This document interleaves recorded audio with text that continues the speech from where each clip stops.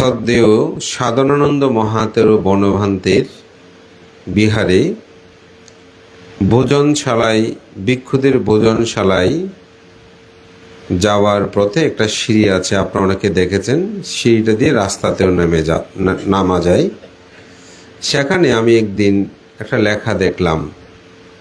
লেখাটা আমি ছবি তুলে নিলাম অনেক আগে, তখন সদ্দেও বনভান্তে জীবিত ছিলেন।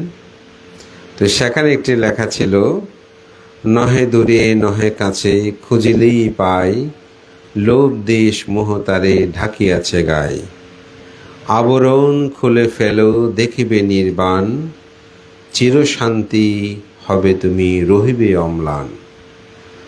এই কথাটা পরবর্তীতে অবশ্যই অনেক ব্যাপ্তি লাভ করে, কিন্তু আমি যখন এটা আবিষ্কার করেছিলাম তখন এত প্রচার প্রসারটা হয়নি।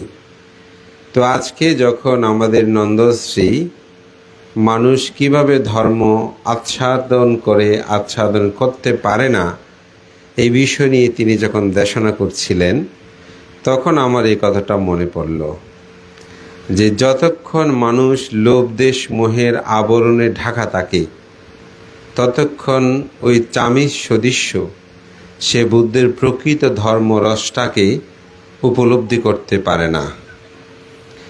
যখন তিনি সমস্ত আবরণকে খুলে ফেলে লোভ দেশ মোহকে ক্ষয় করতে পারে, তখন তিনি ধর্মটাকে গ্রহণ করতে পারেন, এটাকে উপলব্ধি করতে পারেন। যার কারণে আমরা এখানে অনেকেই সমবেত হয়েছি। আমরা অনেকে মনে করছি ধর্মকে আমরা খুঁজে পেয়েছি। আমি একটা উদাহরণ বলি।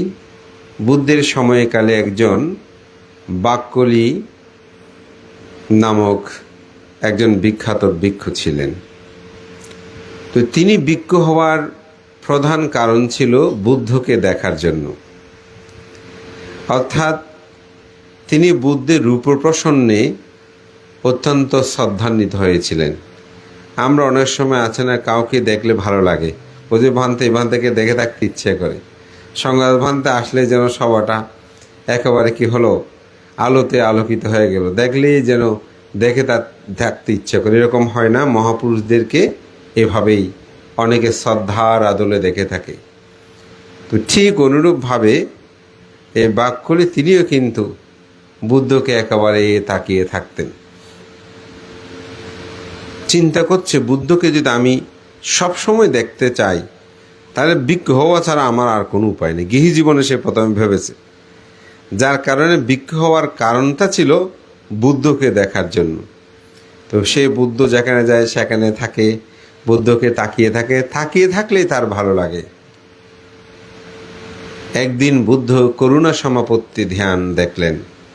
তো করুণা সমাপত্তি মানে বুদ্ধ এটা প্রতিদিন প্রত্যুষ তিনি তার অন্তর্জগৎ থেকে এই দয়াবৎসল হয়ে তিনি দর্শন করেন, আজকে আমি কার মঙ্গল করব। এটা আমাদের বিখ্যাত বুদ্ধ পণ্ডিত নারাদও তার বিখ্যাত গ্রন্থ the Buddha and his teaching, এই গ্রন্থের মধ্যে তিনি একটা সুন্দর উদাহরণ দিয়েছেন। যে তিনি বলছেন, বুদ্ধ যেমন করুণা সমাপত্তি ধ্যানে পৃথিবীর কার মঙ্গল করবে সে চিন্তা করেন, অনুরূপভাবে একজন বুদ্ধ যিনি নিজেকে দাবি করেন, তার উচিত সকালে ঘুম থেকে উঠে চিন্তা করা, আজকে আমি কার উপকার করব। যদি সেরূপ তিনি করতে পারেন, তাহলে তার বুদ্ধ হওয়ার যথার্থতা এখানে প্রস্ফুটিত হবে। ওই বুদ্ধের এই করুণা সমাপত্তিটাকে তিনি ব্যাখ্যা করতে গিয়ে এই কথাটা বলেছেন। তা আমরা তো অন্তর্যামী নই, আমাদের দ্বারা তো কার উপকার কি করবে এটা জানা সম্ভব না। তবে আমরা সকালে ঘুম থেকে উঠেই ভাবতে পারি, আজকে কার কিভাবে আমরা মঙ্গল করতে পারি, কার উপকার করলে ভালো হয়, এই জিনিসটা আমরা ভাবতে পারি। এই কথাটাই মূলত এখানে বলছে। তো বুদ্ধ করুণা সমাপত্তি ধ্যানে দেখলেন যে এখানে যে ভিক্ষুটা আছে, এই ভিক্ষুটা তো শুধু আমাকে দেখে দেখেই থাকে, কিন্তু আমাকে দেখলে তো তার মুক্তি লাভ হবে না। তাকে যতক্ষণ নিজে আত্মপরিশুদ্ধি না হবে, ততক্ষণ তো তার জীবনের সার্থকতা আসবে না। তো বুদ্ধ তাকে ডেকে বললেন, বাক্যলি তুমি এখানে আর থেকো না, তুমি এখান থেকে চলে যাও, তোমাকে আমি গৃহকুট ও পর্বতে গিয়ে তুমি সেখানে অবস্থান করো। বুদ্ধকে কেন যাব, কি জন্য যাব, এত প্রশ্ন করার তো সুযোগ নাই। বুদ্ধ তাকে নির্দেশনা দিয়েছেন, কিন্তু তিনি খুব মন খারাপ করলেন, অনেকটা বুদ্ধের প্রতি রুষ্ট হলেন যে আমি বাড়িঘর সংসার স্ত্রী পুত্র সব ছেড়ে আসলাম এই বুদ্ধকে দেখার জন্য, আর এই বুদ্ধই আমাকে বলছে যে তুমি আমার বিহাতে যেতবন, বিহার থেকে তুমি চলে যাও, ওই পর্বতে গিয়ে সেখানে অবস্থান করো। বুদ্ধের কথায় নির্দেশে সে চলে গেল, কিন্তু গিয়ে সেই সেখানে ভাবছে ধ্যান সমাধি নয়, যেহেতু বুদ্ধ আমাকে বিতাড়িত করতে আজকে অনেক বছর আমি বিহারে, এখন সংসারেও ফিরে যাওয়ার, গৃহী জীবনে ফিরে যাওয়ার কোনো সুযোগ নাই, এখানেও এই পর্বতের মধ্যে থেকেও আমার কোনো লাভ নাই, আমি যেহেতু বুদ্ধকে দেখব না, আমি তো বুদ্ধকে দেখার জন্য বিক্ষ হয়েছি, তো সুতরাং আমি এখানেই আত্মহত্যা করব, মরে যাব, আমি আর বাঁচব না। তো সেই পর্বত টিলা থেকে, উচ্চ পর্বত টিলা থেকে সেই লাভ দেওয়ার জন্য প্রস্তুতি নিচ্ছে। ঠিক এমনই সময়ে বুদ্ধ ঋদ্ধি প্রভাবে সেখানে গেলেন। আরেকটি পর্বত টিলায় বুদ্ধ দাঁড়িয়েছেন। সে বুদ্ধকে দেখার সাথে সাথে খুব খুশি হলো, ও বুদ্ধ এখানে আসবেন, সেজন্যই তো বুদ্ধ আমাকে এখানে পাঠিয়ে দিয়েছেন। আরে আমি তো বুঝতে পারিনি। এখন সে দ্রুত টিলা থেকে নেমে বুদ্ধ যে পর্বতের মধ্যে আছেন ওখানে তিনি গেলেন। তিনি তো জানেন বুদ্ধ অন্তর্যামী। এখন বুদ্ধর সামনে আমি কি বলবো, আমি যে মনে মনে চিন্তা করছি আত্মহত্যা করব, এটা তো বুদ্ধ জেনেছেন। এখন বুদ্ধ আমাকে কি বলে, এরকম অনেকটা দ্বিধাদ্বন্দ্ব নিয়ে তিনি বুদ্ধের সম্মুখে গেলেন।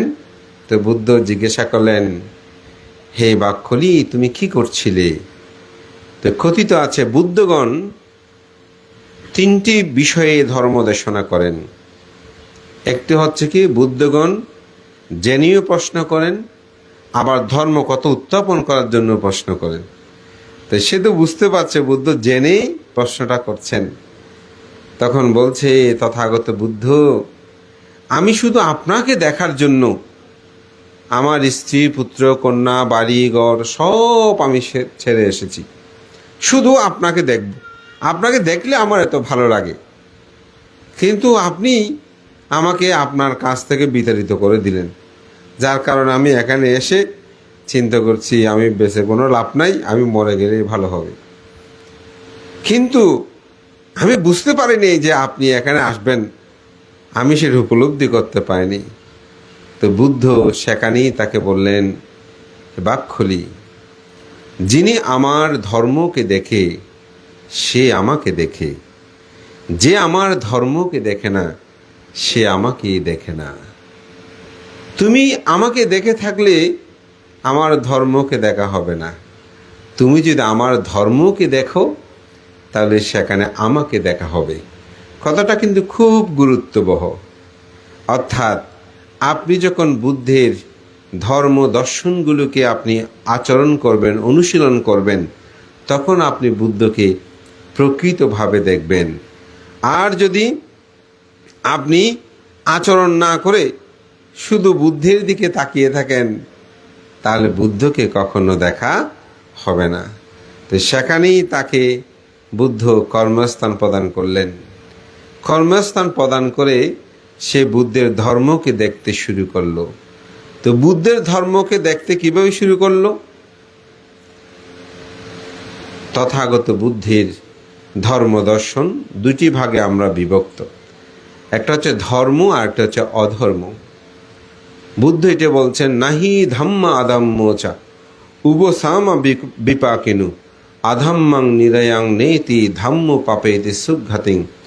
ধর্ম অধর্ম এই দুটি সমফলদায়ক নয়। অধর্ম মানুষকে নরকে নিরয়ে নিয়ে যায়, ধর্ম মানুষকে সুগতি স্বর্গলোকে ঊর্ধ্বগতি নির্বাণমুখী তাকে নিয়ে যায়। তো ভান্তে ধর্ম অধর্ম কিভাবে বুঝবো? এটা একেবারে সহজ। বানতে কীরকম সহজ?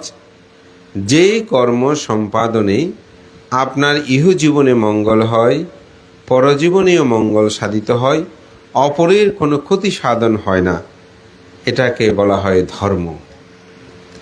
আর যে কর্ম নিজেরও অমঙ্গল হয়, মৃত্যুর পরে অমঙ্গল হয়, অপরের অমঙ্গল হয়, সেটি হচ্ছে অধর্ম। আবার বুদ্ধ এই ধর্মটাকে আরো গভীরভাবে বোঝানোর জন্য বলছেন, চাতুর্শস্য বিনিমুক্ত ধাম্ম বিননাত্তি। চতুরার্য সত্য ব্যতীত পৃথিবীতে অন্য কোনো ধর্ম বিদ্যমান নাই। সেই চতুরার্য সত্য কি? দুঃখ আছে, দুঃখের কারণ আছে, দুঃখ নিরোধ আছে, দুঃখ নিরোধের উপায় আছে। এটাই হচ্ছে ধর্ম। এটার বাইরে যত কিছু আছে সব হচ্ছে অধর্ম। তো ভান্তে এটাকে ব্যাখ্যা করলে পুরো পুরো 84,000 ধর্মস্কন্ধ, তাই এটা এত ব্যাখ্যা করার সুযোগ নেই। আমি সংক্ষেপে এটুকু বলবো, শীল, সমাধি, প্রজ্ঞা। শীল যখন মানুষ পালন করে, মনে করবেন আপনি ধর্মের মধ্যে আছেন। তো শীল কি যদি সংক্ষেপে বলি, পঞ্চশীলটা রক্ষা করে চলবেন। এই পঞ্চশীল রক্ষা করে যদি চলে, মনে করবেন আপনি ধর্মের মধ্যে আছেন। পঞ্চশীল যদি ভঙ্গ করেন, আপনি অধর্মের মধ্যে আছেন।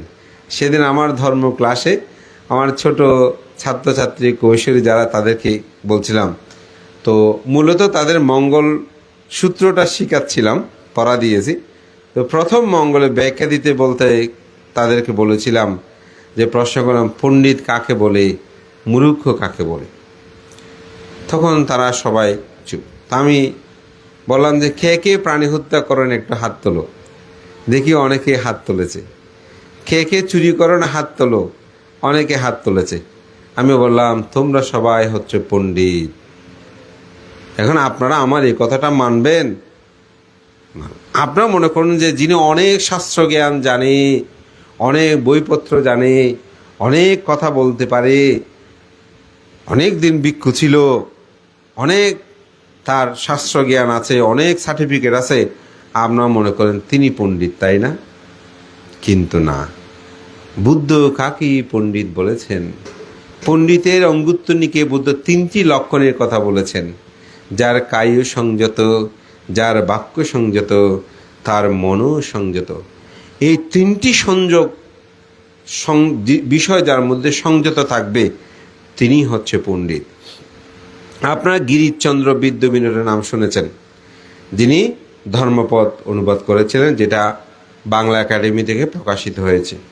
কথিত আছে যে উনি একবার করতলা বেলখান সদরমলঙ্কার বিহার ওনাকে বক্তব্য দেবেন। যেমন আজকে এখানে অনেকে বক্তব্য, আমাদের একজন উপশিক্ষক খুব ভালো কথা বলেছেন, তার স্মৃতিচারণে শব্দ চয়ন গঠন আমাকে খুব প্রীত করেছে। তো ওনাকে বক্তৃতা দেওয়ার জন্য বলছে যে, এখন কে উপস্থাপন করছে? ভান্তে, সদ্য জ্ঞানশ্রী বান্তে, জ্ঞানেশ্বর বান্তে। তো হয়তোবা বংশ 2জন থেকে একজন হবে, আমার ঠিক মেমোরিতে মনে পড়ছে না। তো সেখানে বলছে, এখন বক্তব্য রাখবেন যে পণ্ডিত গিরিশচন্দ্র বিদ্যাবিনোদ। তো উনি বক্তব্যটা নিয়ে, মাইকটা নিয়ে, স্পিকার নিয়ে প্রথমে বলতে, ভান্তে আমাকে ক্ষমা করবেন, আমার পাণ্ডিত্য তো কণ্ঠে, আপনার পাণ্ডিত্যে সর্ব অঙ্গে। কথাটা খুব সহজ কিন্তু গভীর। কিভাবে বললেন? ভান্তে আমার পাণ্ডিত্য তো কণ্ঠে, আপনার পাণ্ডিত্য সর্ব অগ্নে। অর্থাৎ আমি শুধু কণ্ঠে পাণ্ডিত্য করতে পারি, কথাই বলতে পারি, কিন্তু আপনার কায় সংযমতায়, মন সংযমতায়, বাক্য সংযমতায় আপনি আমার চেয়েও শ্রেষ্ঠ। তো এই জন্য পণ্ডিতকে, যিনি প্রাণী হত্যা করে না, চুরি করে না, ব্যভিচারী করে না, মিথ্যা কথা, ভেদ কথা, কর্কশ কথা বলে না, সম্প্রলাপ করে না, তিনি বাজে কথা বলে না, নেশাদ্রব্য সেবন করে না, তিনি পণ্ডিত। এখানে কায় মন বাক্য 3টা সংযত হয়ে যায় যদি গভীরভাবে। আমি এত ব্যাখ্যে যাচ্ছি না, এজন্যই বলছি যে ওরা সবাই খুব খুশি হলো। আমি হ্যাঁ, তোমরা যখন চুরি করবে না, মনে করবে তোমরা পণ্ডিত। যখন চুরি করবে তখন তোমরা কিন্তু পণ্ডিত থাকবে না, মূর্খ হয়ে যাবে। তা আজকে বাড়িতে গিয়ে তোমরা বলবে, আমি প্রাণী হত্যা করি, সে হত্যা আমি পণ্ডিত। সবাই খুশি। তা আসলে আমার কথাটা মিথ্যা নয়, আমার কথাটা সত্য। কেন ভান্তে? এটা বুদ্ধির কথা। অর্থাৎ শীলময় জীবনযাপন আপনাকে করতে হবে। এটাই হচ্ছে ধর্ম সমাধি, চিত্তের একাগ্রতা। আজকে যে দানকর্ম, কুশলকর্ম, পুণ্যকর্ম, এখানে চিত্তের মধ্যে একাগ্রতা থাকতে হবে এবং এটার মধ্যে স্মৃতি থাকতে হবে যে আমি কেন এই পুণ্যকর্ম করছি। আমার সে পরম পিতাকে স্মরণ করছি, আমার দাদুকে স্মরণ করছি, বা পরিবারবর্গ যার যে আত্মীয় মনে হয় তাকে আমরা স্মরণ করছি পুণ্যকর্মে। এই পুণ্যকর্মে যেন চিত্তের মধ্যে কোনোরূপ লোভ, দেশ, মোহ যুক্ত না থাকে, এটার মধ্যে যেন কোনো আকাঙ্ক্ষা না থাকে। এরূপভাবে যেমন একজন আমাকে প্রশ্ন করতে বানতে নির্মাণ চাওয়াটাও আকাঙ্ক্ষা, তা আমি ওনাকে একটা শুধু উদাহরণ দিয়ে বলেছিলাম, যদি আপনি প্রতিদিন সকালে ঘুম থেকে উঠে বলেন পৃথিবীর সকল মানুষ সুখী হোক, আপনি এটাকে কি আকাঙ্ক্ষা বলবেন, নাকি তার হৃদয়টা অনেক বড় সেটা বলবেন? বোধ মধ্যে তার হৃদয়টা অনেক বড় সেটা বলবো। আমি বলছি নির্বাণটাও সেরকম, এটা আকাঙ্ক্ষা নয়, এটি নিরাসক্ত জীবনের প্রত্যাশা। সেজন্য চিত্তটা সমাধিস্থ হতে হবে এ দানকর্ম করতে। আজকে অষ্টবস্কার, সঙ্গদান, এই কর্মফলের প্রতি বিশ্বাস, নির্বাণের প্রতি বিশ্বাস, এরূপ দৃঢ়তা সংকল্প থাকতে হবে। এবং তৃতীয় যেটাতে সেটা হচ্ছে প্রজ্ঞা। আমি যে কর্মটা সম্পাদন করছি এটা প্রজ্ঞা দিয়ে ছেদন করতে হবে। মানে প্রজ্ঞাটা কিভাবে ছেদন? একজন মানুষ আপনাদের মতো গিয়ে একদিন একটা বক্তব্য দিচ্ছেন, আমার খুব ভালো লেগেছে। এটা সম্ভবত প্রায় 15-16 বছর আগের কথা, আমাদের চাঁদগাঁওতে। তো উনি বক্তব্য বলছেন, আমি আমার এই জ্ঞাতি যখন মৃত্যুবরণ করতে শুনেছি, আমি কান্না শুরু করে দিয়েছি। ওদের কান্না কিছুক্ষণ পর আমার মনে উঠল, পৃথিবীতে তো সকল মানুষ মরে যাবে, উনিও মরেছেন। বোধের সাথে সাথে আমার কান্নাটা থেমে গেছে। এটাই হচ্ছে প্রজ্ঞা। অর্থাৎ আপনি জ্ঞান উৎপন্ন করেছেন যে না, পৃথিবীর সকল মানুষ তো মরবে। এই প্রজ্ঞাটা উৎপন্ন হওয়ার সাথে সাথে তার শোক, পরিদেব ও দুঃখ দৌমনস্য এটি থেমে গেছে। এটাই হচ্ছে প্রজ্ঞা। তবে এটা লৌকিকভাবে প্রজ্ঞা, পরে আবার শক্তি উৎপন্ন হয়, যেটা সমূলে একেবারে উচ্ছেদ হয়ে যায়, সেটাকে বলা হয় ভাবনাময় প্রজ্ঞা। প্রজ্ঞা সেজন্য 3 প্রকার: চিন্তাময় প্রজ্ঞা, ভাবনাময় প্রজ্ঞা এবং স্রোতময় প্রজ্ঞা। স্রোতময় প্রজ্ঞা মানে আপনি যা শুনছেন, আমার থেকে শুনে, আটজন থেকে শুনে, পরে যা জানছেন। তো ভাবনাময় প্রজ্ঞাটা হচ্ছে যথার্থ।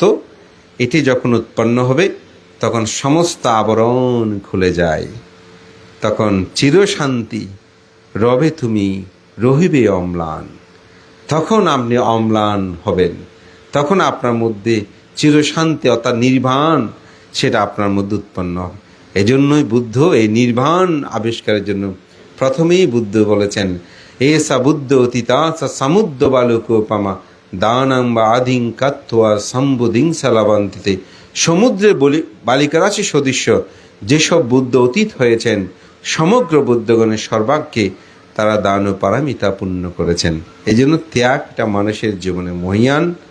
ত্যাগ শুধু ভিক্ষু সঙ্গদের করবেন তা না, আত্মীয়, জ্ঞাতি স্বজন তাদেরকেও দান করলে পুণ্য হয়, এটা মনে রাখবেন। আমরা যখন দানের কথা বলি অনেকে মনে করে শুধু বান্তেদের দান না, ভাই বোন, জ্ঞাতি স্বজন, পরিবার পরিজন, চেনা অচেনা মানুষকেও আমি নির্বাণ প্রত্যাশায় দান করতে পারি। বুদ্ধ এটাকে কখনো নিন্দা করে নাই। দান কথাটা সেরকম। পরিশেষে পরম শ্রদ্ধেয় মহামান্য সংগ্রাজ মন্ত্রের প্রতি বন্দনা জানিয়ে আপনাদের সকলের উত্তর শ্রীবৃদ্ধি কামনা করি। প্রয়াত উপাসক প্রিয়দর্শী বাবুর পালকের সদ্গতি কামনা করছি। ওনার সম্পর্কে এখানে আমাদের সাধনবাবু এবং অপর উপাসক এখানে ব্যক্ত করেছেন। তার কর্মময় জীবনে তিনি যে শিক্ষকতা, এই পেশাটা আমাদের সমাজে এখন অত্যন্ত সম্মানের, শ্রদ্ধার। সুতরাং তিনি আজীবন শিক্ষাদান করে সমাজ জাতির কল্যাণ সাধন করেছেন, তাকে পুণ্যদান করি। পরিশান্তে নিবেদন করব। এবার আমাদের অত্যন্ত গৌরবের বিষয়, সমগ্র বাংলাদেশে মাত্র 6 জন ভিক্ষুকে আমরা বাংলাদেশ সংগ্রাম ভিক্ষু মহাসভা কর্তৃক উপাধিতে মনোনয়ন করেছি। তার মধ্যে শ্রদ্ধেয় বিপুল সেন ভান্তে একজন।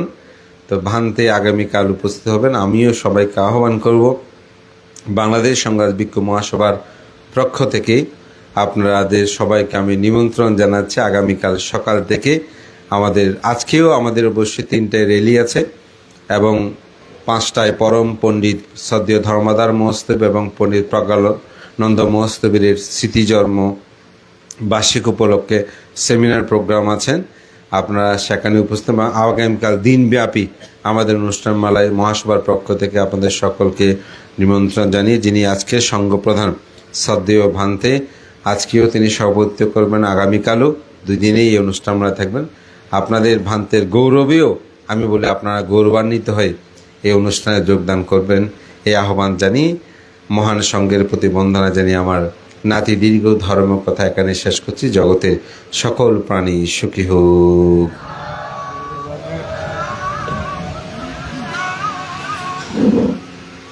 পুণ্যার্থী জ্ঞাতিবৃন্দ, এখন আর ধর্মদর্শনা ধর্মদান করার সময় নেই।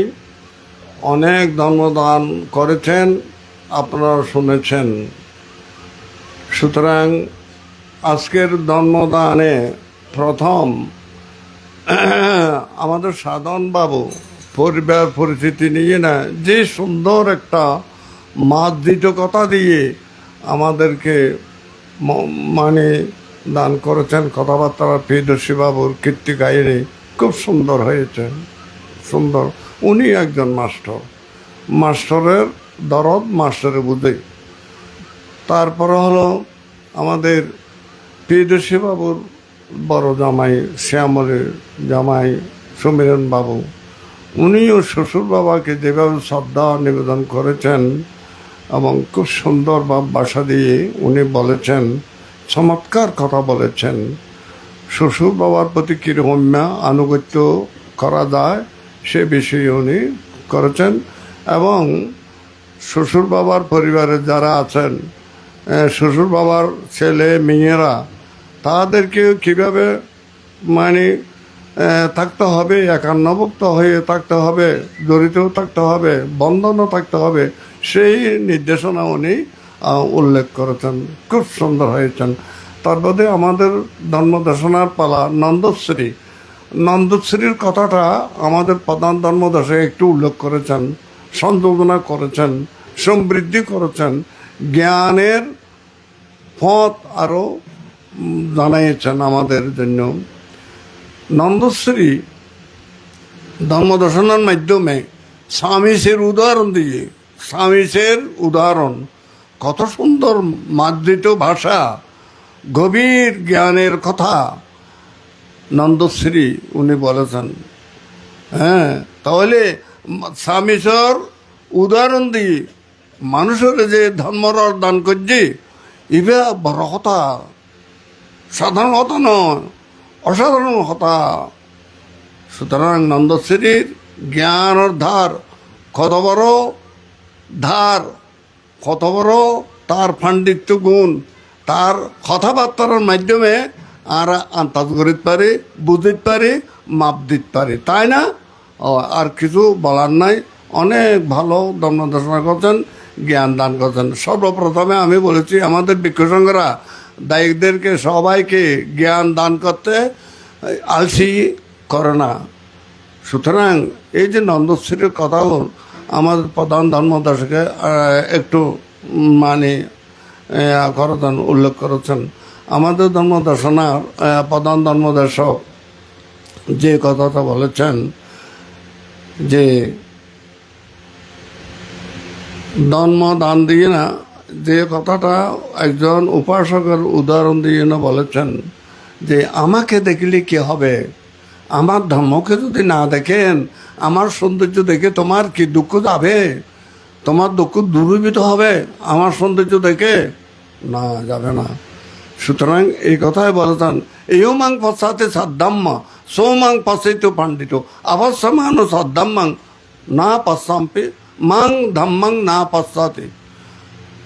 আর ধর্মরে ন দেখি না, আর উপরে যদি বাহান করো, তাহলে তোমার দুঃখ নদাইব, তোমার জ্ঞান উৎপন্ন নইব, তোমার জ্ঞানের দ্বার তোমার তো নজন্য হইল। সুতরাং তুই ধর্মকে দেখো, ধর্মকে দর্শন করে, তাহলে তোমার লাভ হবে। দুঃখ মুক্তির ধর্ম, দুঃখ মুক্তির ধর্ম বৌদ্ধ ধর্ম। সেই জন্য আমি বলে থাকি বুদ্ধ ধর্ম সঙ্গ সুখে থাকা রঙ্গ, বুদ্ধ ধর্ম সঙ্গ দুঃখ মুক্তির রঙ্গ। এই কথা গুণ সনধর্ম মাইতো হইতেও ন, আইতেও ন, যাইতেও ন, রাইতেও ন, হইতেও ন। ক্যা আরা ভগবান বুদ্ধ রাজপুত্র আছিল, এটা দুঃখর দুর্বৃত করার জন্য অসংখ্য অসংখ্য কোটি কোটি প্রাণীকে জ্ঞান দান করার জন্য, সুখ দান করার জন্য সাধারণ রাজকীয় মানে সুখ পরিত্যাগ করে বুদ্ধত্ব লাভ করেছেন। এত বড় মহান জ্ঞানী জগতের মধ্যে আর কে থাকতে পারে? আপনারা চিন্তা করেছেন? আপনারা আমাদের সমীরণ বাবু এবং এই পরিবারের সমীরণ বাবু MSc, ওনারা শিক্ষিত, আপনারা সবাই বর্তমানে শিক্ষিত মাই ভামারত। সুতরাং শিক্ষা আপনাদেরকে এইভাবে পর্যালোচনা করবেন, ধর্মীয় চিন্তা ভাবনা করবেন। বর্তমানে ত্রিপিটক বাংলা অক্ষর হয়েছে, এগুলি ত্রিপিটক চর্চা করবেন। শুধু মোবাইল নিয়ে, মোবাইলের মধ্যে আপনাদের সময়টা একেবারে নষ্ট করলে হবে না। মোবাইলে আমাদেরকে দুঃখ ধ্বংস করবে না, মোবাইলে আমাদের চাকরি দিয়ে অর্থ উপার্জন করবে না। সুতরাং জ্ঞানে প্রধান, আপনার জ্ঞানী হন। আমাদের প্রিয়দর্শবাবু অনেক শিক্ষার গুণ আছে। প্রিয়দর্শবাবু উনি সারাটা জীবন দুটি খাবার পড়েছেন, পাঞ্জাবি পড়েছেন, স্কুলে গেলেও আঁটি আঁটি উনি যেতেন। আর এই তো নিয়ে গেলি রঁধানি আড়ত গেলি আর এই তো না হাতে গাড়ি যাই অভ্যাসে গিয়ে বুঝছেন না। আর মোবাইল চাইতে চাইতে আর তো অভ্যাসে গিয়ে এত তো কত গান গাই না বুঝলাম আইটিও ফল। এখন গান টান নাই, এখন মোবাইলেই গান, মোবাইলেই গান সব কিছু। অনেক ক্ষেত্রে মোবাইল চাইতে চাইতে আড়ে তো উজুট খায়, উজুট খাই না ইটেও পরে মোবাইলে পড়ে যায় দফর করে। এই সমস্যা বুঝছেন না। এই সমস্যার সমাধান করে ফেললাই ভগবান বুদ্ধ এবং মহাজ্ঞানী ভিক্ষু সংঘের আগমন আদিয়া। এই উডান মধ্যে যে রসালো ধর্ম কথা আনারও কইয়ে আনারও কইয়ে ইউন মনে রাখবেন। ইউন এই মহাসম্পদ, ইউন হচ্ছে যে আরা মৃত্যুর পূর্ব মুহূর্তে এই কথাগুলো যদি আরা মত করে অবু যে লোকজিৎ বান্ধে কে কইয়ে এবং নন্দশ্রী বান্ধে কে কইয়ে অমুক কে কইয়ে ইউন যদি আরা যদি মনত গড়ি তাহলে অনায়াসে আরা স্বর্গ পাইম সুখ পাইম। সুতরাং ওনারা প্রত্যেকে সুখে থাকুন, সুখে হন। শ্রীদর্শী মাসর পরিবার ছেলে সন্তানের সুখে থাকুন, সুখী হোক। ওনারাও বুঝলেন পুণ্যদান দেন, ওনারাও পুণ্যবান পুণ্যবতী হইয়ে না সুখে সম্মানে ঘর সংসার করুন এবং ভিক্ষু সংঘরও রক্ষা করুন। বুঝলেন, ভিক্ষু সংঘ রক্ষা না করলে ওনারা সুকুতির ভাব খুব দুষ্কর। সুতরাং এই প্রত্যাশারে সকলে আনন্দ মনে সাধুবাদ দিয়ে 3 বার নাম দর্শা বলুন। ওই না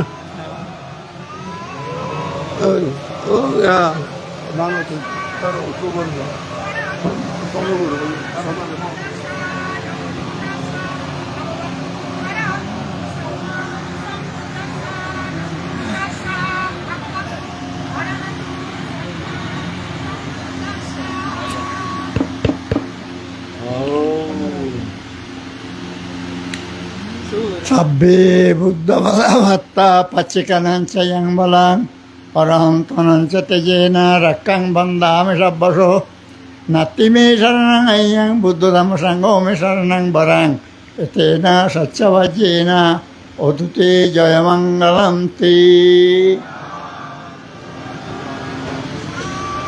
আজ আমাদের রওজান উপজেলাধীন আমাদের প্রখ্যাত শিক্ষক প্রিয়দর্শী বাবুর আর্থিক শান্তি সুখ অন্বেষায় আজকে অস্ত্র পরিষ্কার সহ মহাসংঘদান এবং জ্ঞাতি পূজন। অতএব দিয়তি দানাং, যা দেওয়া যায় তাহা দান। কাকে দিচ্ছেন? অনুত্তর পুণ্যক্ষেত্র ভিক্ষু সংঘকে। সেই অনুত্তর ভিক্ষু সংঘ বলতে গেলে কোনো কাউকে বোঝায় না, এবং বুদ্ধের সমসাময়িকতে যেই সমস্ত ভিক্ষু সংঘ সমুৎপন্ন হয়ে গিয়েছে প্রত্যেককে বোঝায়। অতএব আমি আশা করব যে আমাদের মাস্টার প্রিয়দর্শীবাবু উনি যেইভাবে ছাত্র সংসদ বা ছাত্রগণ, গৃহী অভিভাবক অভিভাবিকা গঠন করে গিয়েছেন, তারা যদি ওনার অনুরূপভাবে চলতে পারেন তাহলে ওনাকে যথেষ্ট সম্মান শ্রদ্ধা পূজা করবেন। পরিশেষে আমি সময় ক্ষেপণ না করে আমার আলোচনা শেষ করলাম।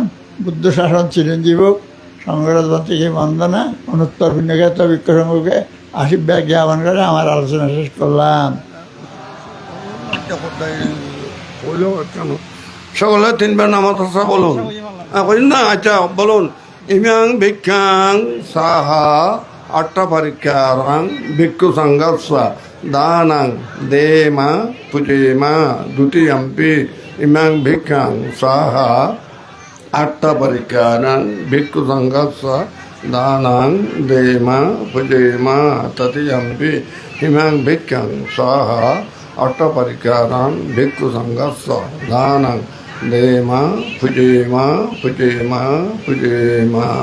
এখন পীরদিশ বাবুকে পুণ্যদান করুন, জলডালার মাধ্যমে বলুন ইদাং ইয়াতিনাং তু সুখিতা হন্তু ইয়াতয় ইদাং ইয়াতিনাং তু সুখিতা হন্তু ইয়াতয় উন্নামে উদকাং বাটাং তানিন্নাং পাবাততি এবামেবায়িতো দিন্নাং পেতানাং উপকাপতু যতবারি বাপুরা পরিপুরন্তি সাগরং এবামেবায়িতো দিন্নাং ইয়াতেনাং উপকাপতু যথাবতাস্বয়ং মে সম্বাতং